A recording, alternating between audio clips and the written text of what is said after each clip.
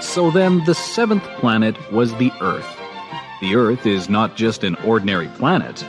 One can count there 111 kings, not forgetting, to be sure, the Negro kings among them, 7,000 geographers, 900,000 businessmen, 7,500,000 tipplers, 311 million conceited men, that is to say, about 2 billion grown-ups. To give you an idea of the size of the Earth, I will tell you that before the invention of electricity, it was necessary to maintain, over the whole of the 6 continents, a veritable army of 462,511 lamplighters for the street lamps.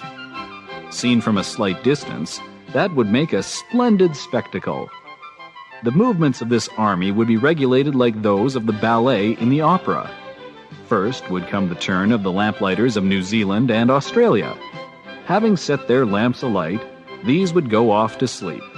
Next, the lamplighters of China and Siberia would enter for their steps in the dance, and then they too would be waved back into the wings.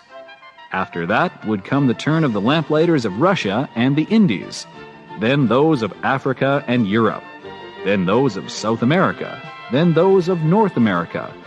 And never would they make a mistake in the order of their entry upon the stage.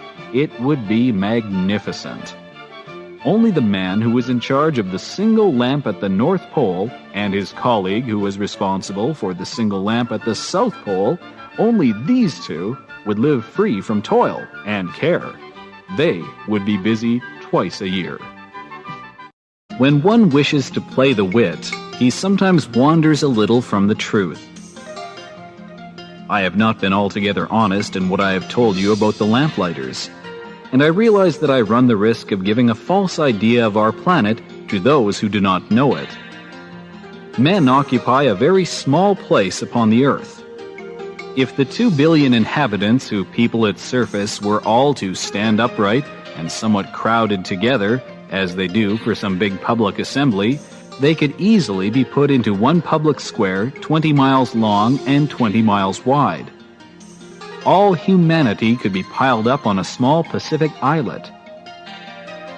The grown-ups, to be sure, will not believe you when you tell them that. They imagine that they fill a great deal of space. They fancy themselves as important as the baobabs. You should advise them then to make their own calculations. They adore figures, and that will please them. But do not waste your time on this extra task. It is unnecessary. You have, I know, confidence in me.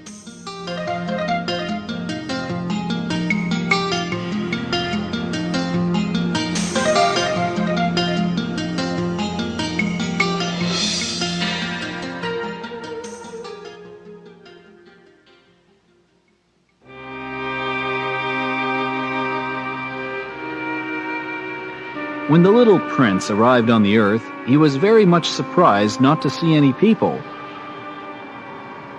He was beginning to be afraid he had come to the wrong planet, when a coil of gold, the color of the moonlight, flashed across the sand.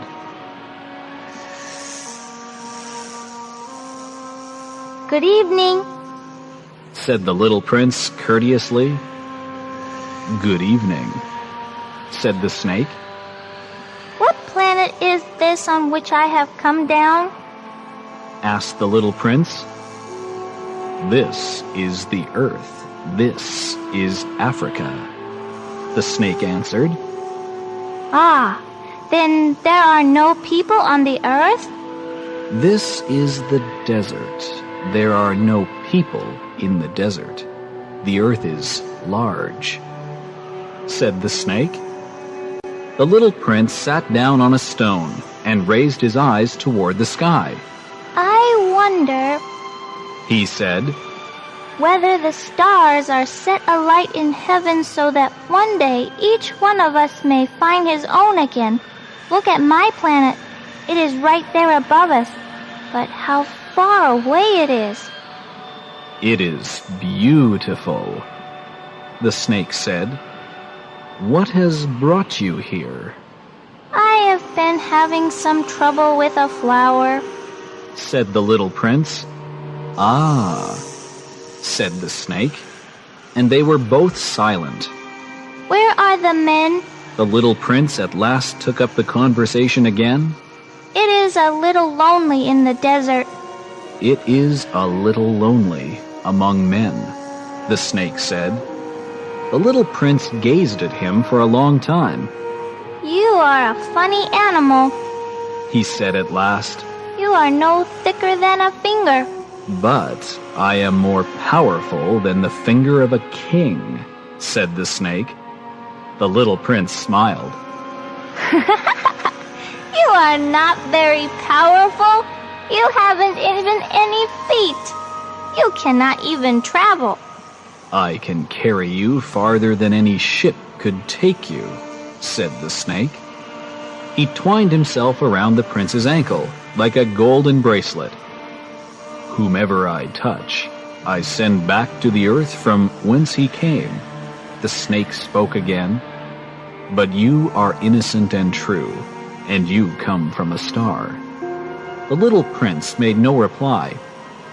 You move me to pity. You are so weak on this earth made of granite. The snake said, I can help you someday.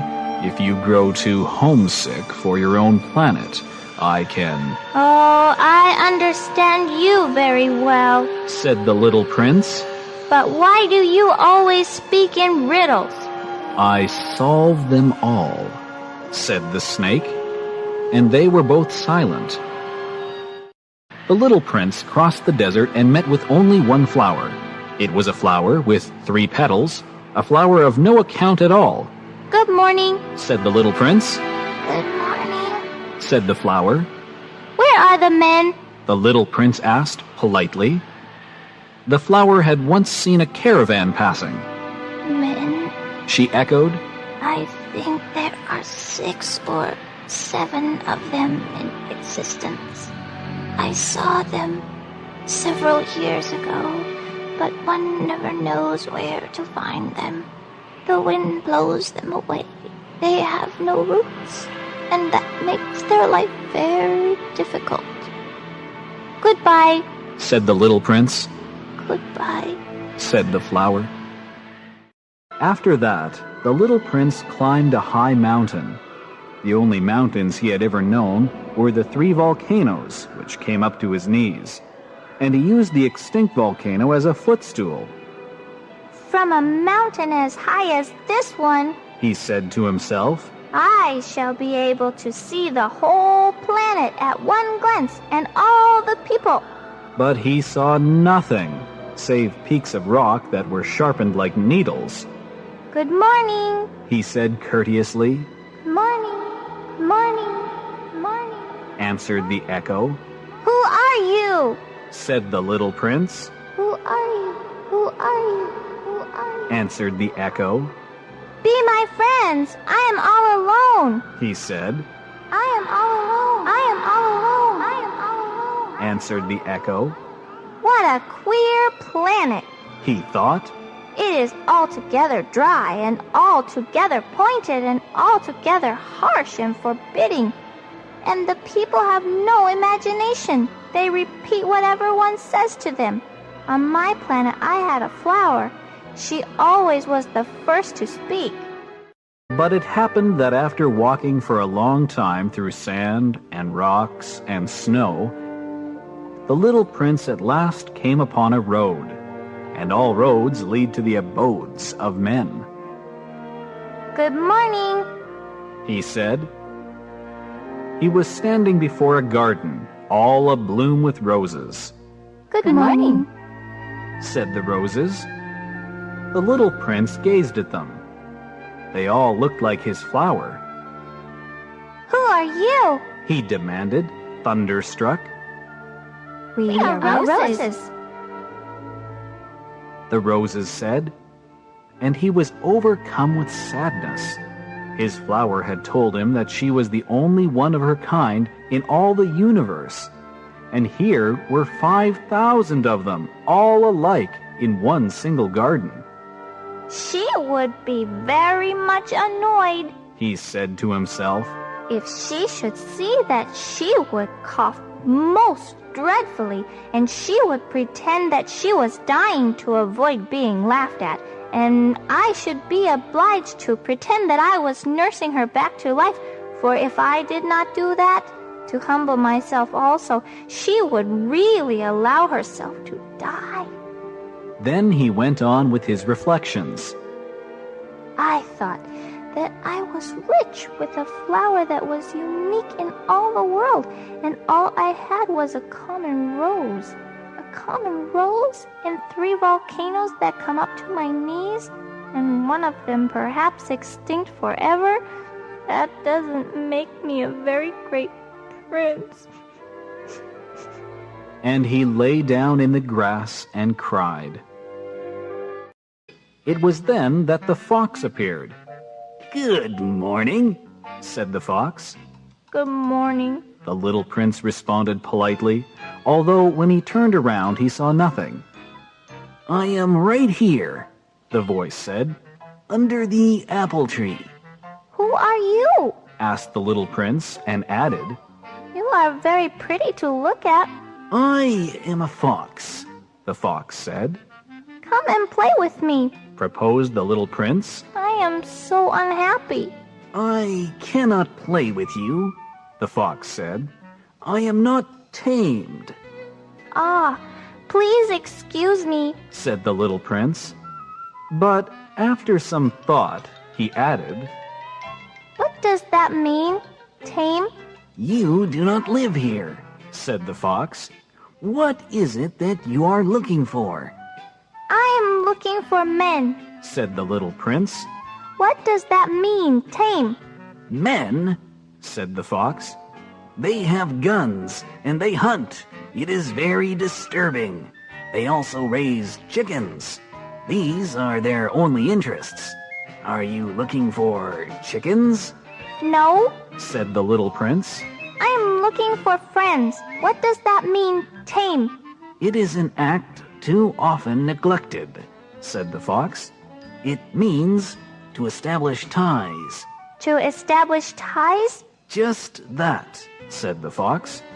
"To me, you are still nothing more than a little boy who is just like 100,000 other little boys, and I have no need of you.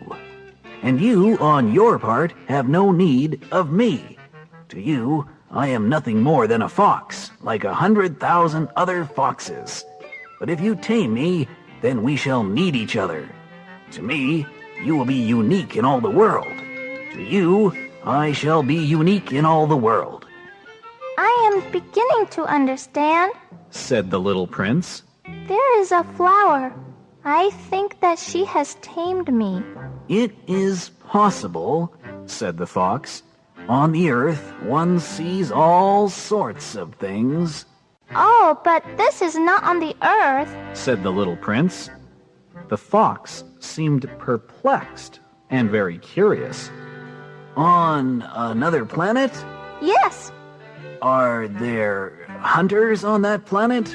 No. "Ah, that is interesting. Are there chickens?" No. "Oh, nothing is perfect," sighed the fox. But he came back to his idea. "My life is very monotonous," he said. "I hunt chickens, men hunt me. All the chickens are just alike, and all the men are just alike. And in consequence, I am a little bored.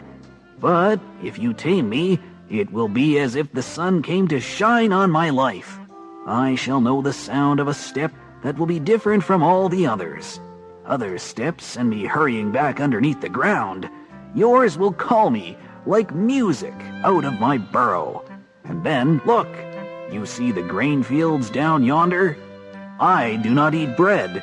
Wheat is of no use to me.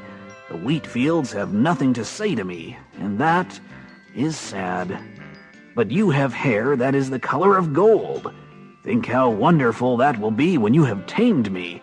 The grain, which is also golden, will bring me back the thought of you, and I shall love to listen to the wind in the wheat." The fox gazed at the little prince for a long time. "Please, tame me," he said. I want to very much, The little prince replied. but I have not much time. I have friends to discover and a great many things to understand. One only understands the things that one tames, said the fox. Men have no more time to understand anything. They buy things all ready-made at the shops, but there is no shop anywhere where one can buy friendship, and so men have no friends anymore. If you want a friend, tame me. What must I do to tame you? Asked the little prince. You must be very patient, Replied the fox. First, you will sit down at a little distance from me, like that, in the grass. I shall look at you out of the corner of my eye, and you will say nothing. Words are the source of misunderstandings. But you will sit a little closer to me every day. The next day, the little prince came back. It would have been better to come back at the same hour, said the fox. If, for example, you come at 4 o'clock in the afternoon, then at 3 o'clock I shall begin to be happy. I shall feel happier and happier as the hour advances. At 4 o'clock, I shall already be worrying and jumping about. I shall show you how happy I am. But if you come at just any time, I shall never know at what hour my heart is to be ready to greet you. One must observe the proper rites. What is a right? Asked the little prince. Those also are actions too often neglected, Said the fox. They are what make one day different from other days, 1 hour from other hours. There is a rite, for example, among my hunters. Every Thursday they dance with the village girls. So Thursday is a wonderful day for me. I can take a walk as far as the vineyards. But if the hunters danced at just any time, every day would be like every other day, and I should never have any vacation at all. So the little prince tamed the fox. And when the hour of his departure drew near, said the fox, I shall cry. It is your own fault. said the little prince. I never wished you any sort of harm, but you wanted me to tame you. Yes, that is so, said the fox. But now you are going to cry. Said the little prince. Yes, that is so, said the fox. Then it has done you no good at all. It has done me good, said the fox. because of the color of the wheat fields. And then he added, Go and look again at the roses. You will understand now that yours is unique in all the world. Then come back to say goodbye to me, and I will make you a present of a secret. The little prince went away to look again at the roses. You are not at all like my rose. He said, As yet, you are nothing. No one has tamed you, and you have tamed no one. You are like my fox when I first knew him. He was only a fox like 100,000 other foxes, but I have made him my friend, and now he is unique in all the world. And the roses were very much embarrassed. You are beautiful, but you are empty. He went on, One could not die for you. To be sure, an ordinary passerby would think that my rose looked just like you, the rose that belongs to me, but in herself alone she is more important than all the hundreds of you other roses, because it is she that I have watered, because it is she that I have put under the glass globe, because it is she that I have sheltered behind the screen, because it is for her that I have killed the caterpillars, except the 2 or 3 that we saved to become butterflies, because it is she that I have listened to when she grumbled or boasted, or even sometimes when she said nothing, because she is my rose. and he went back to meet the fox. Goodbye, He said, Goodbye. said the fox. And now here is my secret. A very simple secret. It is only with the heart that one can see rightly. What is essential is invisible to the eye. what is essential is invisible to the eye. The little prince repeated so that he would be sure to remember. It is the time you have devoted to your rose that makes your rose so important. It is the time I have devoted to my rose. Said the little prince so that he would be sure to remember. Men have forgotten this truth, Said the fox. but you must not forget it. You become responsible forever for what you have tamed. You are responsible for your rose. I am responsible for my rose. The little prince repeated so that he would be sure to remember. Good morning. Said the little prince. Good morning, said the railway switchman. What do you do here? The little prince asked. I sort out travelers in bundles of 1,000, said the switchman. I send off the trains that carry them, now to the right, now to the left. And a brilliantly lighted express train shook the switchman's cabin as it rushed by with a roar like thunder.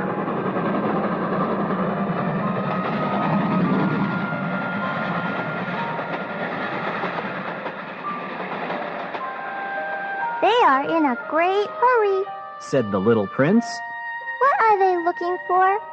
Not even the locomotive engineer knows that, said the switchman. And a second brilliantly lighted express thundered by in the opposite direction.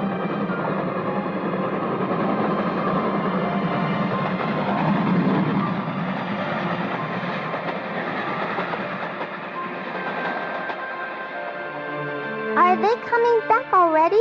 Demanded the little prince. These are not the same ones, said the switchman. It is an exchange. Were they not satisfied where they were? Asked the little prince. No one is ever satisfied where he is. And they heard the roaring thunder of a third brilliantly lighted express.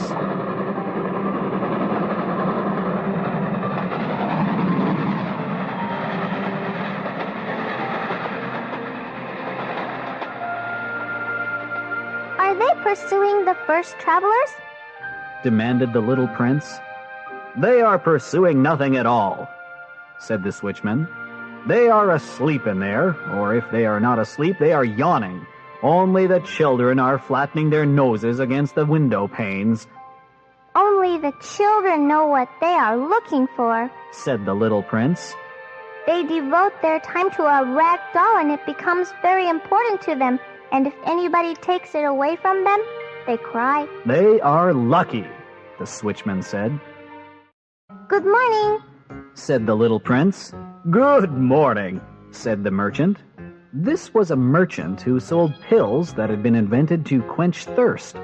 You need only swallow 1 pill a week, and you would feel no need of anything to drink. Why are you selling those? Asked the little prince. Because they save a tremendous amount of time, said the merchant. Computations have been made by experts. With these pills, you save 53 minutes in every week. And what do I do with those 53 minutes? Anything you like, As for me, said the little prince to himself. if I had 53 minutes to spend as I liked, I should walk at my leisure toward a spring of fresh water. It was now the 8th day since I had had my accident in the desert, and I had listened to the story of the merchant as I was drinking the last drop of my water supply. Ah, I said to the little prince, these memories of yours are very charming, but I have not yet succeeded in repairing my plane. I have nothing more to drink, and I, too, should be very happy if I could walk at my leisure toward a spring of fresh water. My friend the fox, The little prince said to me, "My dear little man, this is no longer a matter that has anything to do with the fox." Why not? "Because I am about to die of thirst."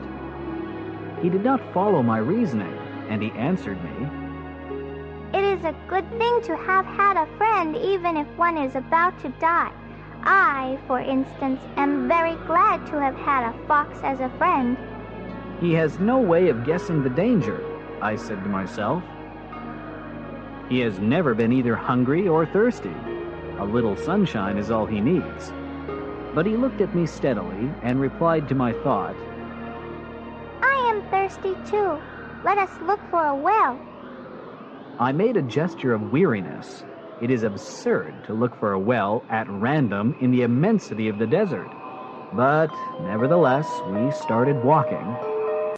When we had trudged along for several hours in silence, the darkness fell, and the stars began to come out. Thirst had made me a little feverish, and I looked at them as if I were in a dream.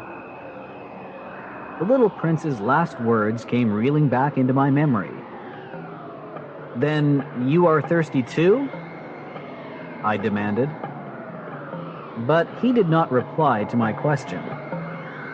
He merely said to me, Water may also be good for the heart. I did not understand this answer, but I said nothing. I knew very well that it was impossible to cross-examine him. He was tired. He sat down. I sat down beside him. And after a little silence, he spoke again. The stars are beautiful because of a flower that cannot be seen. I replied, "Yes, that is so." And without saying anything more, I looked across the ridges of sand that were stretched out before us in the moonlight. The desert is beautiful. The little prince added. And that was true. I have always loved the desert. One sits down on a desert sand dune, sees nothing, hears nothing. Yet through the silence, something throbs and gleams. What makes the desert beautiful Said the little prince. is that somewhere it hides a well. I was astonished by a sudden understanding of that mysterious radiation of the sands. When I was a little boy, I lived in an old house. And legend told us that a treasure was buried there. To be sure, no one had ever known how to find it. Perhaps no one had ever even looked for it. But it cast an enchantment over that house. My home was hiding a secret in the depths of its heart. "Yes," I said to the little prince. "The house, the stars, the desert, what gives them their beauty is something that is invisible," I am glad he said. that you agree with my fox. As the little prince dropped off to sleep, I took him in my arms and set out walking once more. I felt deeply moved and stirred. It seemed to me that I was carrying a very fragile treasure. It seemed to me, even, that there was nothing more fragile on all the earth. In the moonlight, I looked at his pale forehead, his closed eyes, his locks of hair that trembled in the wind, and I said to myself, "What I see here is nothing but a shell. What is most important is invisible." As his lips opened slightly with the suspicion of a half-smile, I said to myself again, "What moves me so deeply about this little prince who is sleeping here is his loyalty to a flower, the image of a rose that shines through his whole being like the flame of a lamp, even when he is asleep." And I felt him to be more fragile still. I felt the need of protecting him, as if he himself were a flame that might be extinguished by a little puff of wind. And as I walked on so, I found the well at daybreak. Men Said the little prince, set out on their way in express trains, but they do not know what they are looking for. Then they rush about and get excited and turn round and round. And he added, "It is not worth the trouble." The well that we had come to was not like the wells of the Sahara. The wells of the Sahara are mere holes dug in the sand. This one was like a well in a village. But there was no village here, and I thought I must be dreaming. "It is strange," I said to the little prince. "Everything is ready for use. The pulley, the bucket, the rope." He laughed, touched the rope, and set the pulley to working. And the pulley moaned like an old weather vane which the wind has long since forgotten. "Do you hear?" said the little prince. "We have wakened the well, and it is singing." I did not want him to tire himself with the rope. "Leave it to me," I said. "It is too heavy for you." I hoisted the bucket slowly to the edge of the well and set it there, happy, tired as I was over my achievement. The song of the pulley was still in my ears, and I could see the sunlight shimmer in the still trembling water. "I am thirsty for this water," said the little prince. "Give me some of it to drink." And I understood what he had been looking for. I raised the bucket to his lips. He drank, his eyes closed. It was as sweet as some special festival treat. This water was indeed a different thing from ordinary nourishment. Its sweetness was born of the walk under the stars, the song of the pulley, the effort of my arms. It was good for the heart, like a present. When I was a little boy, the lights of the Christmas tree, the music of the midnight mass, the tenderness of smiling faces used to make up so the radiance of the gifts I received. "The men where you live," said the little prince, "raise 5,000 roses in the same garden, and they do not find in it what they are looking for." "They do not find it," I replied. "And yet what they are looking for could be found in one single rose, or in a little water." "Yes, that is true," I said. And the little prince added, "But the eyes are blind. One must look with the heart." I had drunk the water. I breathed easily. At sunrise, the sand is the color of honey, and that honey color was making me happy too. What brought me then this sense of grief? "You must keep your promise," said the little prince softly as he sat down beside me once more.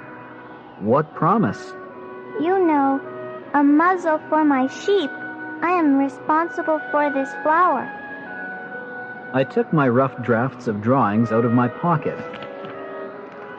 The little prince looked them over and laughed as he said,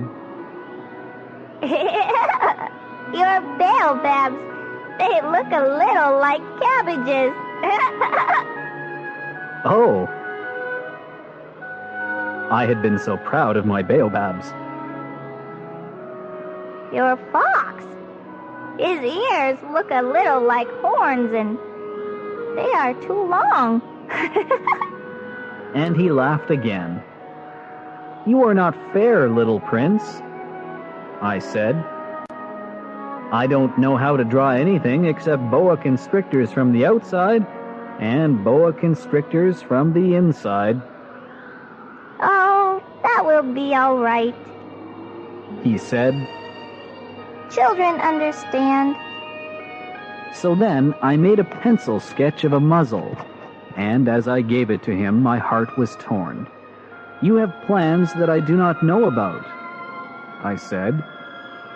But he did not answer me. He said to me instead, "You know, my descent of the earth, tomorrow will be its anniversary."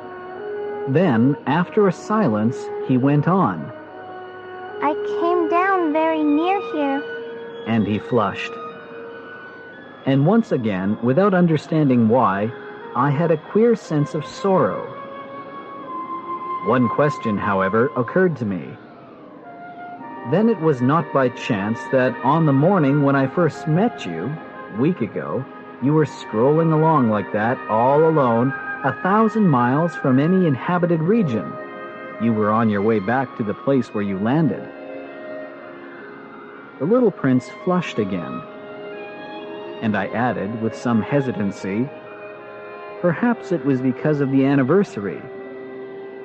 The little prince flushed once more. He never answered questions. But when one flushes, does that not mean yes? I said to him. I am a little frightened. But he interrupted me. Now you must work. You must return to your engine. I will be waiting for you here. Come back tomorrow evening. But I was not reassured. I remembered the fox. One runs the risk of weeping a little if one lets himself be tamed. Beside the well, there was the ruin of an old stone wall. When I came back from my work the next evening, I saw from some distance away my little prince sitting on top of this wall, with his feet dangling, and I heard him say, Then you don't remember? This is not the exact spot.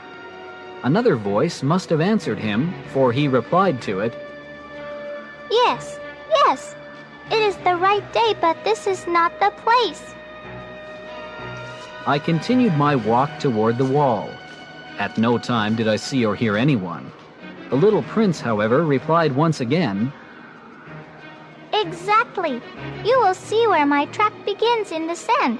You have nothing to do but wait for me there. I shall be there tonight.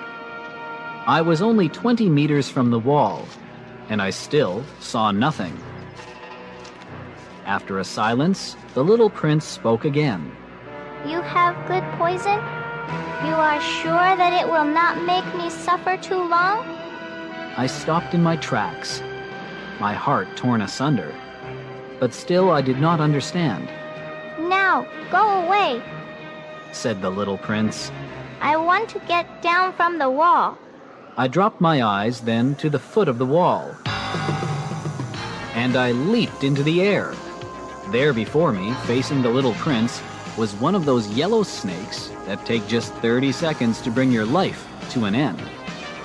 Even as I was digging into my pocket to get out my revolver, I made a running step back. But at the noise I made, the snake let himself flow easily across the sand like the dying spray of a fountain, and, in no apparent hurry, disappeared with a light metallic sound among the stones. I reached the wall just in time to catch my little man in my arms. His face was white as snow. What does this mean? I demanded. Why are you talking with snakes? I had loosened the golden muffler that he always wore. I had moistened his temples and had given him some water to drink. And now I did not dare ask him any more questions. He looked at me very gravely and put his arms around my neck. I felt his heart beating like the heart of a dying bird shot with someone's rifle. I am glad that you have found what was the matter with your engine. He said. Now you can go back home. How do you know about that? I was just coming to tell him that my work had been successful beyond anything that I had dared to hope. He made no answer to my question, but he added, I too am going back home today. Then, sadly, It is much farther. It is much more difficult. I realized clearly that something extraordinary was happening. I was holding him close in my arms as if he were a little child. And yet it seemed to me that he was rushing headlong toward an abyss from which I could do nothing to restrain him. His look was very serious, like someone lost far away. I have your sheep, and I have the sheep's box. and I have the muzzle. And he gave me a sad smile. I waited a long time. I could see that he was reviving little by little. "Dear little man," I said to him, "you are afraid." He was afraid. There was no doubt about that. But he laughed lightly. I shall be much more afraid this evening. Once again, I felt myself frozen by the sense of something irreparable. And I knew that I could not bear the thought of never hearing that laughter anymore. For me, it was like a spring of fresh water in the desert. "Little man," I said, "I want to hear you laugh again." But he said to me, Tonight it will be a year. My star, then, can be found right above the place where I came to the earth a year ago. "Little man," I said, "tell me that it is only a bad dream. This affair of the snake, and the meeting place, and the star." But he did not answer my plea. He said to me instead, The thing that is important is the thing that is not seen. "Yes, I know." It is just as it is with the flower. If you love a flower that lives on a star, it is sweet to look at the sky at night. All the stars are abloom with flowers. "Yes, I know." It is just as it is with the water. Because of the pulley and the rope, what you gave me to drink was like music. You remember how good it was? "Yes, I know." And at night you will look up at the stars where I live. Everything is so small that I cannot show you where my star is to be found. It is better like that. My star will be just one of the stars for you. And so you will love to watch all the stars in the heavens. They will all be your friends. And besides, I'm going to make you a present. He laughed again. "Ah, little prince, dear little prince, I love to hear that laughter." That is my present, just that. It will be as it was when we drank the water. "What are you trying to say?" All men have the stars, he answered. but they are not the same things for different people.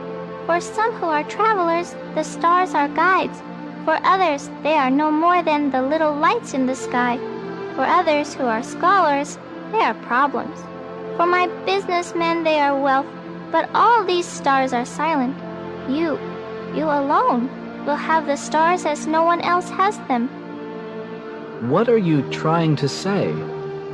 In one of the stars, I shall be living. In one of them, I shall be laughing. And so it will be as if all the stars were laughing. When you look at the sky at night, you, only you, will have stars that can laugh. And he laughed again.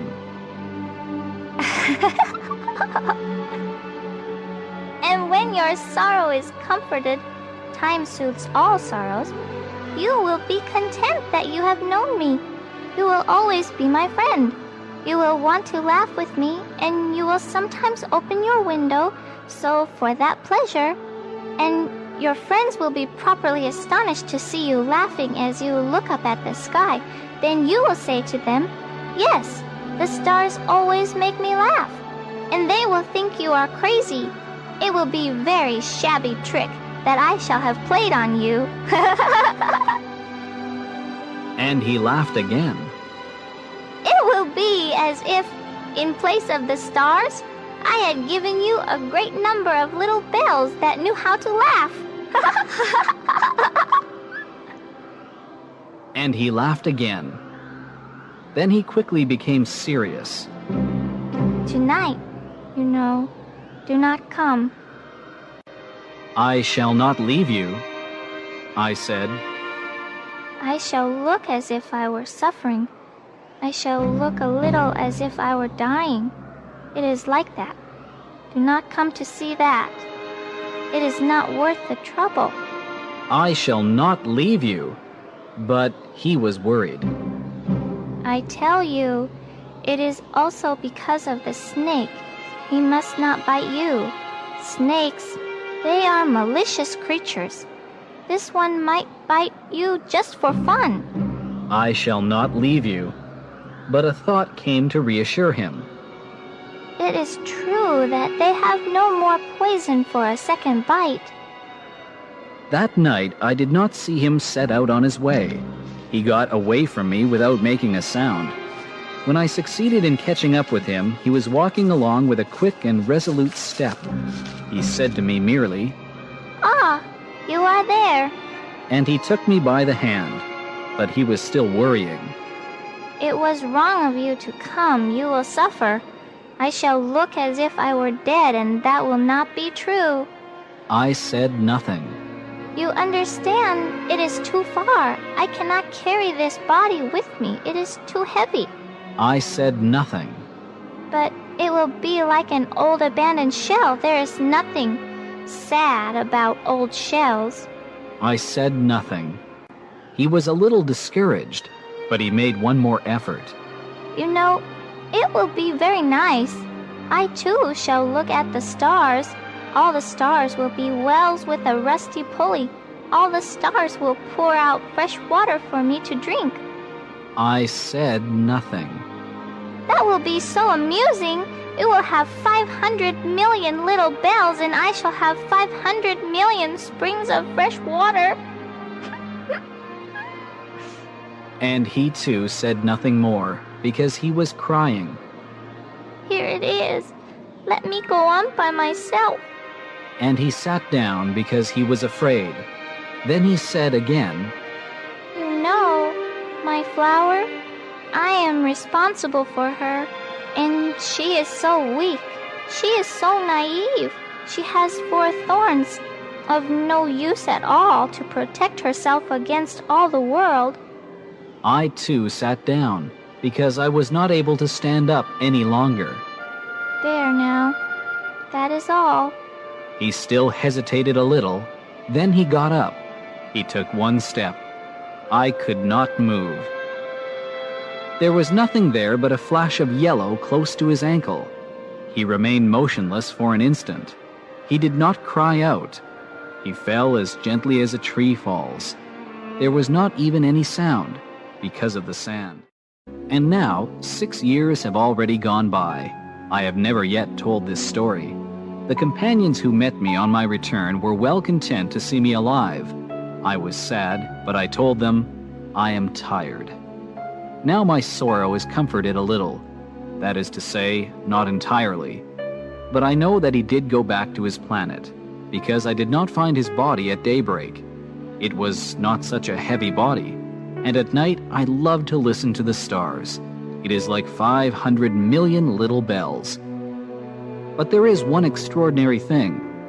When I drew the muzzle for the little prince, I forgot to add the leather strap to it. He will never have been able to fasten it on his sheep. So now I keep wondering, what is happening on his planet?